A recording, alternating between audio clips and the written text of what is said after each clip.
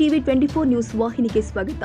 ಮುಸಲ್ಮಾನರು ಕೈಕೊಟ್ಟಿದ್ದಕ್ಕೆ ನಮಗೆ ಹಿನ್ನಡೆಯಾಯಿತು ಎಂಬ ನಿಖಿಲ್ ಹೇಳಿಕೆ ಉತ್ತರಿಸಿದ ಡಿಸಿಎಂ ಡಿಕೆ ಶಿವಕುಮಾರ್, ಕುಮಾರಸ್ವಾಮಿ ಬಿಜೆಪಿಯವರ ಜೊತೆ ಸೇರಿದ್ರೆ ಮುಸಲ್ಮಾನರು ಹೇಗೆ ಮತ ಹಾಕ್ತಾರೆ ಎಂದಿದ್ದಾರೆ.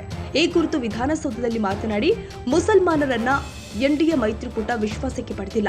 ಹೀಗಿರಬೇಕಾದ್ರೆ ಅವರು ಯಾಕೆ ಮತ ಹಾಕ್ತಾರೆ? ನೀವು ಅವರಿಗೆ ನೆರವಾಗಿದ್ರೆ ಎನ್ಡಿಎ ವತಿಯಿಂದ ಮುಸಲ್ಮಾನರಿಗೆ ಟಿಕೆಟ್ ನೀಡಿದ್ದೀರಾ?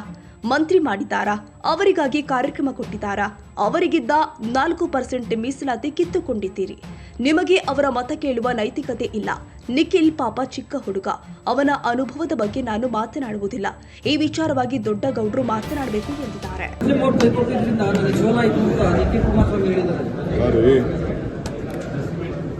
ಕುಮಾರಸ್ವಾಮಿಗೆ ಪಾಪ ಜನ ವೋಟ್ ಹಾಕಿದ್ರು.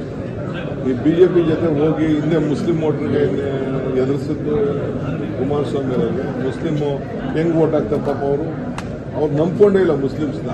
ಯಾರು ಎನ್ಡಿಎ ಯಾಕೆ ವೋಟ್ ಹಾಕ್ತಾರೆ ಅವರು? ನೀವೇನಾದ್ರು ಅವ್ರಿಗೆ ಮಾಡಿದ್ದೀವಿ ಇಲ್ಲ, ಯಾರು ಒಬ್ರು ಒಂದು ಸೀಟ್ ಕೊಟ್ಟಿದ್ದಾರೆ? ಎನ್ಡಿಎ ಯಾರಿಗಾರು ಒಬ್ಬ ಸೀಟ್ ಕೊಟ್ಟಿದ್ದಾರೆ, ಒಂದು ಮಂತ್ರಿ ಮಾಡಿದ್ದಾರೆ, ಅವ್ರಿಗೇನಾದ್ರು ಕಾರ್ಯಕ್ರಮ ಕೊಟ್ಟಿದ್ದಾರೆ?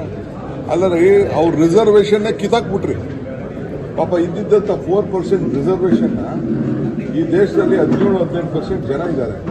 ಆ ರಿಸರ್ವೇಷನ್ ಕಿತ್ತಾಕ್ಬಿಟ್ಟು ಬೇರೆಯವ್ರು ಕೊಟ್ಟಿದ್ದೀರಿ. ನಿಮ್ಗೆ ಅವ್ರ ಹತ್ರ ವೋಟ್ ಕೇಳೋ ಹಕ್ಕೇ ಇಲ್ಲ ನಿಮಗೆ. You don't have powers to. ಪಾಪ ಹುಡುಗ ಇನ್ನ ಚಿಕ್ಕ ಹುಡುಗ ಇರಲಿ, ನಾನು ಪಾಪ ಅವನ ಅನುಭವದ ಬಗ್ಗೆ ನಾನು ಮಾತಾಡೋಕೆ ಹೋಗೋದಿಲ್ಲ. ಇನ್ನೇನು ಮಾತಾಡಿದ್ರೆ ಅದು ಮಾತಾಡಬೇಕು, ದೊಡ್ಡ ಗುಡ್ಡು ಮಾತಾಡಬೇಕಾದ್ರೆ. ಅಲ್ಲ, ಜೆಡಿಎಸ್ ಒಂದು ಟ್ವೀಟ್ ಮಾಡಿದೆ ಸರ್, ದೇಶಾದ್ಯಂತ ಕಾಂಗ್ರೆಸ್ ಅವನತಿಗೆ ಹೋಗಿದೆ ಅಂತ ಸರ್. ಮಹಾರಾಷ್ಟ್ರ ಚುನಾವಣೆ ಉದಾಹರಣೆ ಅಂತ.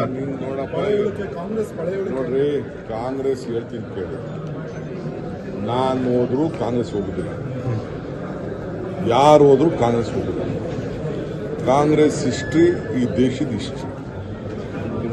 ಕಾಂಗ್ರೆಸ್ಸು ಈ ದೇಶನ ಯಾವತ್ತೂ ಡಿವೈಡ್ ಮಾಡಕ್ ಬಿಟ್ಟಿಲ್ಲ. ಕಾಂಗ್ರೆಸ್ ಯಾವಾಗಲೂ ತ್ಯಾಗ ಮಾಡಬಹುದು.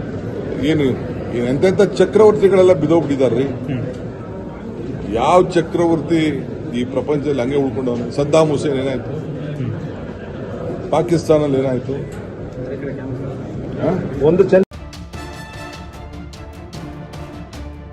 ಕನ್ನಡಿಗರ ಮೆಚ್ಚಿನ ನಿಮ್ಮ ಟಿವಿ 24 ಕನ್ನಡ ನ್ಯೂಸ್ ವಾಹಿನಿ ಇದೀಗ ಟಿವಿಯಲ್ಲಿ ಲಭ್ಯ.